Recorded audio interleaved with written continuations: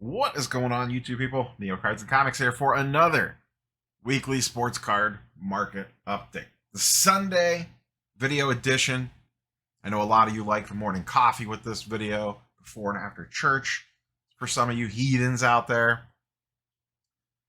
here we sit on another Sunday morning together going over the latest news, nonsense, price changes in the wonderful sports card world. Happy 4th of July weekend out there for all my fellow Americans. Stay safe, have a couple beers, blow something up, try to keep all your fingers and toes intact, and have a wonderful long holiday weekend. I myself am having a nice little 4-day. Lots of stuff to chit-chat about today. I have not touched on this specifically. I actually plan on, I think 4th of July might be a little bit of a non-sports card update. There's actually quite a bit of things I want to talk about on the non-sports card side. Marvel, Poke, Magic, the whole 9 yards. So I'm going to hit on this very briefly, and I want to take more of the grading side of this. For those that might not know, Magic the Gathering had a set release very recently. It had Magic the Gathering has regular boxes and collector's boxes. To kind of, I'm just going to boilerplate this. Collector's boxes, there was a one of one, as us in the sports card market are very familiar with one of ones. TCG is Magic specifically is starting to dabble in numbered cards. They put a one of one, the One Ring card from Lord of the Rings. This was a Magic Lord of the Rings crossover. This thing got out of control. Bounties were coming in on it left and right.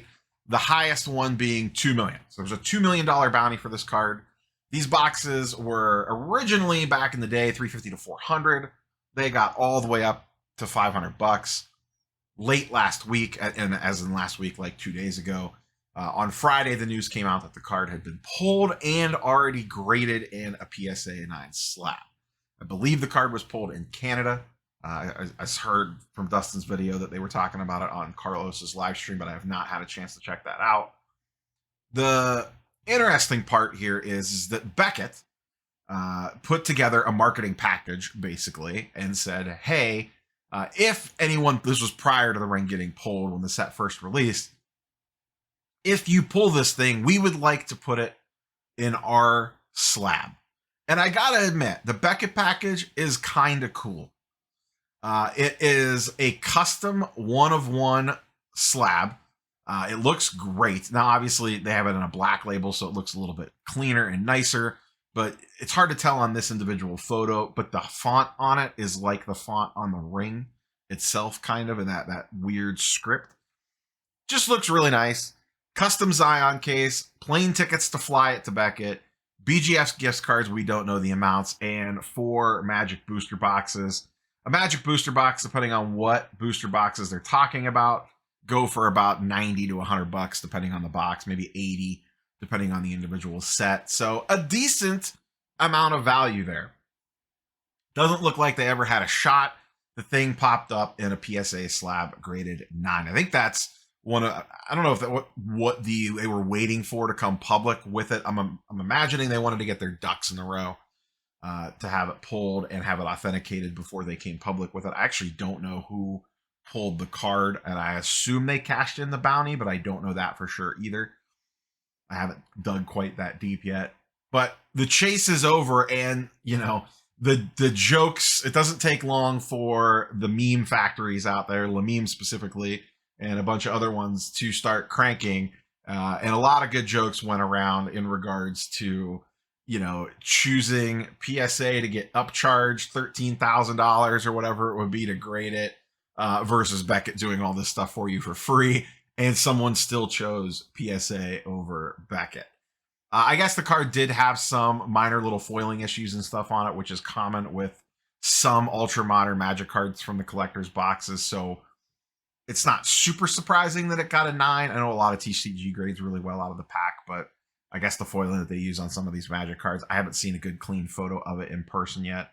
So, but it's been pulled, and it is in a PSA 9 slab. I don't know if PSA charged for this or not, or if some under the radar arrangements were made in regards to getting this slab. That I do not know. But slabbed up with PSA. They chose to go that route instead of Beckett, and just the L's keep on coming. I applaud the effort. It was a cool little marketing package that they put together. But unfortunately, if the person does not choose you, it looks a little bad after the fact.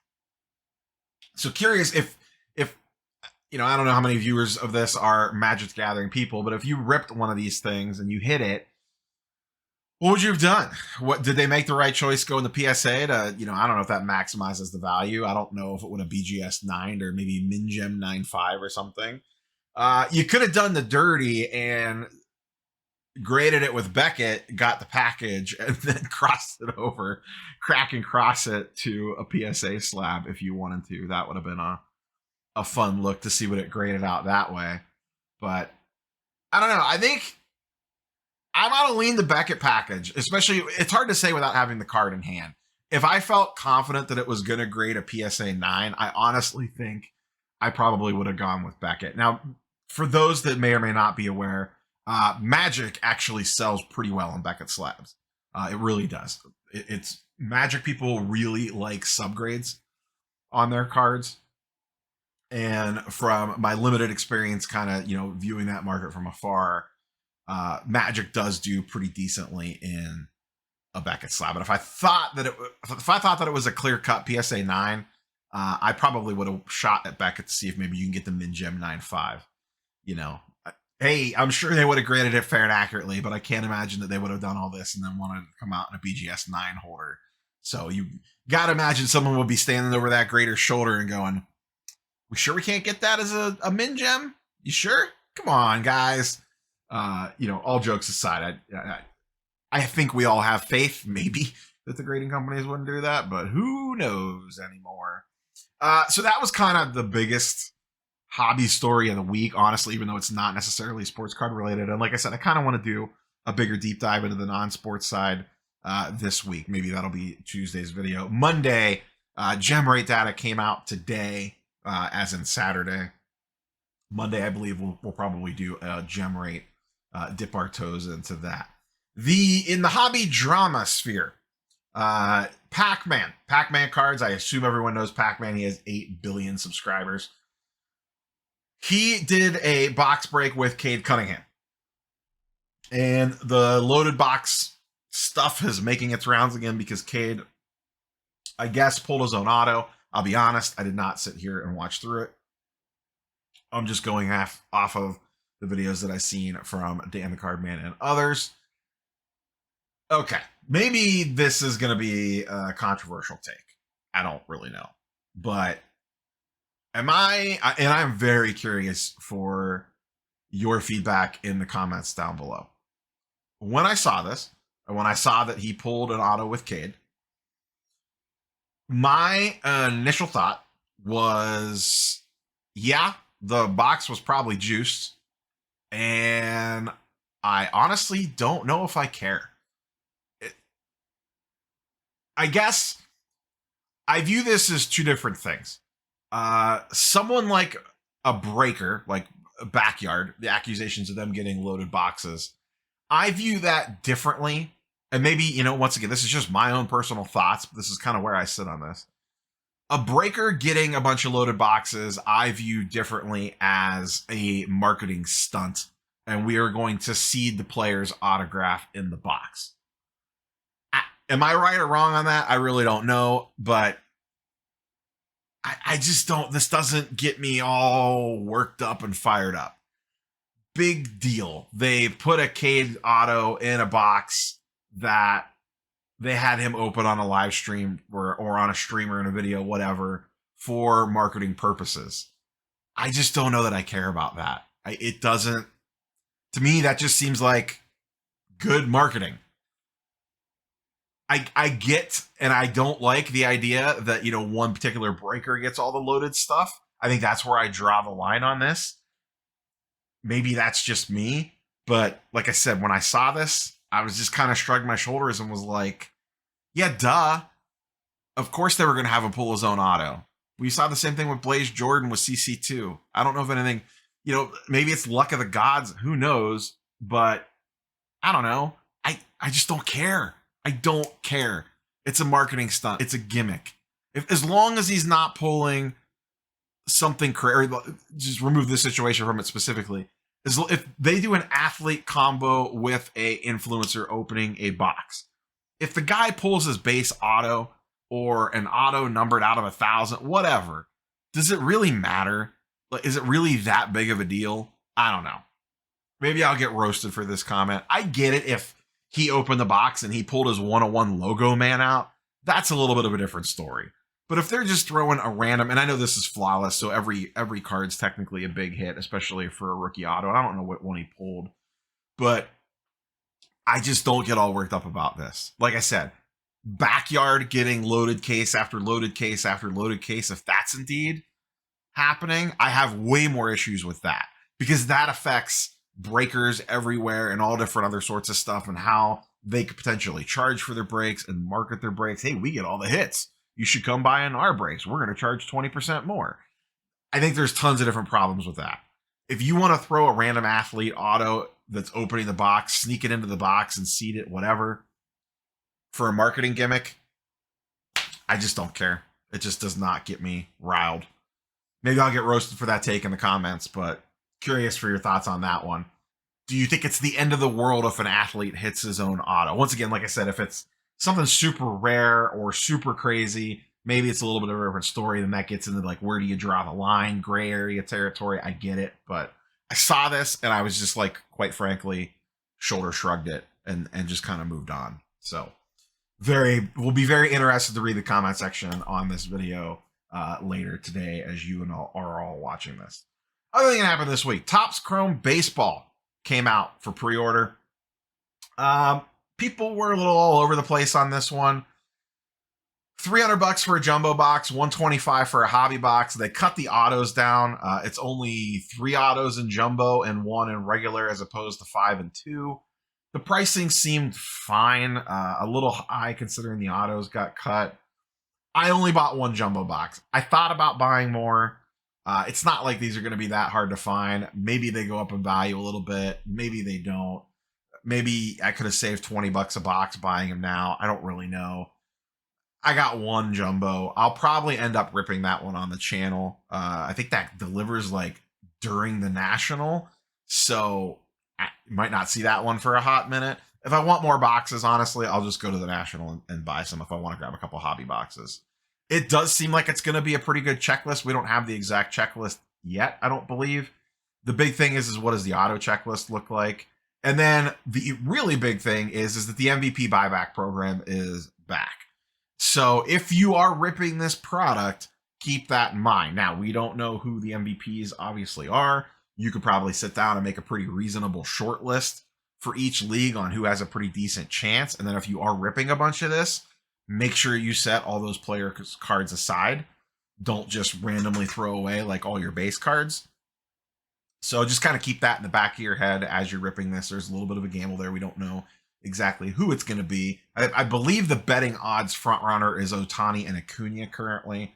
Obviously, a lot could change. We're not even at the MLB trade deadline or All-Star break yet, but just kind of keep that in the back of your head. File that one away. The other thing that's part of this product is that they announced last year's MVP buyback will be in this year's product. They are stamped and autographed with on-card autos for Judge and Goldschmidt. So that should be a pretty cool chase. And I would assume you could see that going forward from here. That would actually probably be a pretty big chase. Say Ohtani wins or Acuna wins. Those are 2 pretty big popular players that if they had MVP buyback autos in next year's product, that would probably be a pretty big chase. The Judge one will probably be a pretty big chase this year. But we'll see what this product looks like. Hopefully, please, for the love of all that is holy, make sure the quality control is halfway decent on this and not like Topps Chrome Update. 2022 Topps Chrome Update was one of the biggest disasters in the world, and it should have been an absolutely amazing product. So hopefully this doesn't get watered down too much. We'll see what happens. This stuff will be everywhere. It will be a fun rip. That MVP buyback stuff, honestly, it's going to get me to rip probably a couple more boxes than I normally would. It's just a fun little extra bonus thing to potentially chase out there to knock $20, $40 off a box in the future. I think that's a fantastic program. Like from a marketing perspective, I think that is genius because one, it incentivizes you to open the boxes. Two, it helps out your local card stores. And three, it like pushes it forward for you to keep buying more because you're going to get that store credit and then you're going to want to go buy the next hot product that's out. So I just think that that's really smart marketing. I like what they're doing with that. I really hope that they keep this program around forever. And I hope that they roll it out to the other sports once they get the licenses for them. One last quick thing before we hop into some charts and graphs. The National is quickly approaching. Just a straight reminder. I mean, not that you really need it, but we are less than a month away now. Less than a month away. It's time to get locked in. Get the finances in order if they're not already. I got to do a little bit of inventory. See if there's anything else I want to try to sell before the National or take with me. And come up with some sort of battle plan. Because as of right now, I don't really have one in regards to what I am hunting for. There is nothing off the top of my head that I am desperate for. I have a couple things in the back of my mind, most of them LeBron oriented from a bigger purchase perspective if I decide to go that way. And then a lot of non-sports stuff that I'm potentially looking for, like autograph wise, like on-card autograph wise. There's some things there that are kind of in the back of my head. So it's really, as of right now, it's going to be kind of a play it by ear at this point in time. That could change. And like I said, I need to do a little bit of digging, but that's kind of where I'm sitting at right now. So, but the National is coming. Let's go ahead and dive into market movers. Link in the description down below if you want a 14-day free trial and 20% off whatever plan you sign up with. We are going to stick with baseball and football today. We did the big NBA deep dive on Friday for all the prices going down. NBA free agency is actively going on right now, so it's a very turbulent space. I am very pleased with the moves that my Cleveland Cavaliers have made thus far. The Damian Lillard trade request just came out a couple hours ago prior to me recording. James Harden has not been traded yet. So a lot of stuff still to kind of filter out there. So we'll circle back to that next week once things kind of calm down. But the NBA offseason off to a rapid fire start and has not disappointed thus far. Baseball, still the Elly De La Cruz craziness, and I wanted to take a little bit of a different approach to it this week and look at wax. Now, Elly, as was told in the comments last week, not going to have a rookie card this year, so really you're only looking at Bowman stuff and Panini instant stuff. I did end up ordering 10 of those Elly De La Cruz cycle cards, and I'm probably just going to send those all off to PSA and get graded and see what happens. I might get this wrong, but I think there's an interesting angle there that he just does not have a lot of cards in a Reds uniform, and people are going to be looking for those. I don't think I'm going to retire off that play, but I think it's not a bad little angle to take a swing at. But like I said, this week, I kind of wanted to take a look at wax and see how that has been going. His primary Bowman cards, his first Bowman cards come out of 2022 Bowman. We have the mega boxes, we have the blasters, we have the hobby boxes, and then we have the jumbos. This I ran back 60 days, and you could see the wax has increased quite nicely off the back of Elly De La Cruz. Bowman megas are up 50%, blasters are up 20%, hobby boxes are up 30%, and jumbos are up 46%. The mega box number is a little inflated. There was one random high sale at $69, but these are regularly going for around 60 to 65 bucks, give or take. So Elly Mania is driving the wax market on his stuff in addition to the other guys in his class, but Elly is the clear-cut number one chase from that product at the moment. I actually have 5 Bowman Megas laying around. I've been kind of debating on what I want to do with those.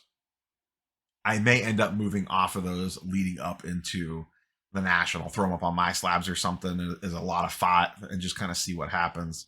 But I may look to trim the fat on those and kind of cash in on some of the Elly hype with the Bowman Megas that I have. I'm into those for, I think, 40 or 45 bucks a piece.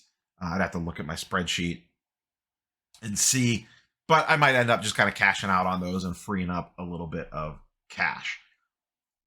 Also on the baseball side, I kind of wanted to take, we did the whole 1 year look back on the NBA market on Friday.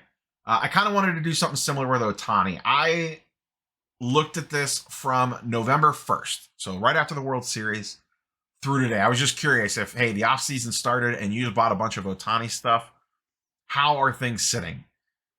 Ohtanimania is sweeping the nation. The guy is absolutely insane. I don't know if they're going to trade him or not at this upcoming trade deadline, or what the Angels' long-term plan is with him, and what ramifications that could have. But of ultra-modern athletes, if the dude stays even remotely healthy, he is the absolute unicorn. Like, you're buying high right now, so I hate to say, like, just buy Ohtani and don't even worry about anything else. It's sports, lots of stuff can go sideways, but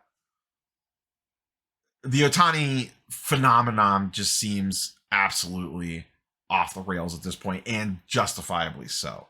Looking at his prices since November 1st, so over the last 7 to 8 months, just his base chrome, PSA 10, that's up 110%.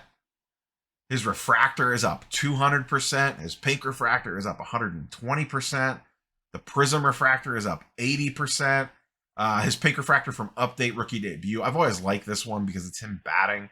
That's up to $500. That's only up 25%. Actually, that one's kind of lagging behind a little bit, probably because it's Update. And then I also pulled on the higher end his gold out of 2018. His pitching is true in the white jerseys. That one's kind of determined as like his true rookie card, because he's got a lot of weird stuff going on with Update and pitching and hitting and red jersey, white jersey, all sorts of shenanigans. But the gold PSA 10 is up a whopping 222%. Not a year ago, last November, you could have purchased that card for $700. It is now $2.25K. So if you just load it up on Ohtani in the offseason, boy, oh boy, you are sitting pretty. Where does it go from here? Who knows? But the guy is absolutely just ridiculous. Just ridiculous what he does on the baseball diamond. Next, let's look at some football. A little bit of a different approach here as well. I was curious to compare a couple weeks ago. It might have been last week or the week before. We looked at PSA 9 silvers of some popular quarterbacks. I pulled those up again for a comparison. I also was curious to look at some of the top wide receivers. I know quarterbacks get all the run, but some of the wide receivers actually sell for quite a bit of cash. I ran these from March 1st through today, so a solid 4 months, basically. March 1st being kind of the kickoff of the NFL offseason. I just kind of took a random sampling here. There's tons of different wide receivers I could have chosen for this list. We went with Justin Jefferson, Jamar Chase, Cooper Kupp, Tyreek Hill, Garrett Wilson, and A.J. Brown from your Philadelphia Eagles.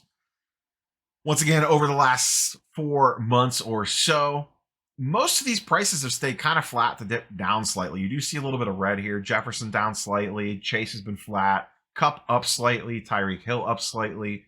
Garrett Wilson, only a couple sales on his. He's actually down a little bit. Part of that was he got a little hyped up from the Aaron Rodgers sweepstakes at the beginning of the offseason. And then A.J. Brown down slightly as well. But just generally speaking, not a lot of movement here. The one thing that I found curious was the gap between Justin Jefferson and everybody else. Don't get me wrong. I think Justin Jefferson's the best wide receiver in the NFL, and I don't think it's particularly close. I was just surprised there was that big of a gap, specifically between him and Jamar Chase. I don't know if that's just pop report related or not, because the Jefferson silver is only pop 100 and the Chase is pop 221. So maybe it is as simple as that. And if pop counts were more equal, that those two guys would sell more closely together. I still think Jefferson would obviously sell for more, but I'm just surprised that the gap was kind of that large. So that was the one real big takeaway I had from this. The other one was just how low some of these population counts are. That Justin Jefferson is only pop 100. Even the Chase is pop 221. The Cooper Kupp is the highest at 670. Tyreek Hill's at 430. Garrett Wilson's is only at 21, and A.J. Brown is only at 75. That seems crazy low on some of those population counts. So could be some, if you could find these guys raw in the wild, there could be some interesting grading plays there to be had. And then once again, I just kind of wanted to flip over, and I just kind of generally want to keep an eye on the quarterback market here. Once again, PSA 9s and silvers for a bunch of these guys. And I went back once again to March 1st. So since March 1st, over the last 4 months, as we've kind of moved throughout the NFL offseason, heading into the summer now, Jalen Hurts up 35%. Joe Burrow flat. Justin Herbert basically flat. Trevor Lawrence up quite a bit, up almost 60%. Patrick Mahomes down slightly at 20%. And Justin Fields, he got the big bump. His stuff was dirt cheap, and they made a bunch of splashes in free agency. Got the big 190% bump up. Biggest reason why I used PSA 9s here is just for the transaction volume. If I switch these all over to PSA 10s, some of these would have 1 or 2 sales, if that. Specifically, Trevor Lawrence stuff just rarely moves because of the population count on those. So that's the reason why we went with PSA 9s, because I just wanted to get a better overall trend line on this stuff. Ranking by price. Do you agree with this? Obviously, Mahomes is going to be number 1, and then we get into the more modern guys. It is Burrow number 2 behind Mahomes, Trevor Lawrence number 3 ahead of now Justin Herbert, Jalen Hurts sitting in the 4 slot, and Fields in the 5 hole. Obviously, once again, left a lot of guys off this list. I just kind of picked 5 at random that I thought was representative of the more modern, ultra modern quarterback side of things. But Trevor Lawrence he seems to be the one guy that's getting a lot of offseason buzz as we head into training camp starting to open up and all that jazz. That is all I have for you, boys and girls. Once again, everyone have a fantastic and safe 4th of July. Tomorrow, we will most likely discuss gem rate data. Tuesday, I would like to do a non-sports card market updates, probably a little bit wax centered. I have a couple mail days to get to, both on a wax and on a card and on a comic book standpoint. I got a lot of stuff in the last 2 weeks or so since the last mail day that I did. So that's in the docket. I would like to live stream at some point in time this week. Maybe Monday. Maybe Monday we'll do a little 4th of July live stream thing. No promises. We'll see what happens. But that's all I got for you, boys and girls. Go explode something. Catch you on the next one. Peace.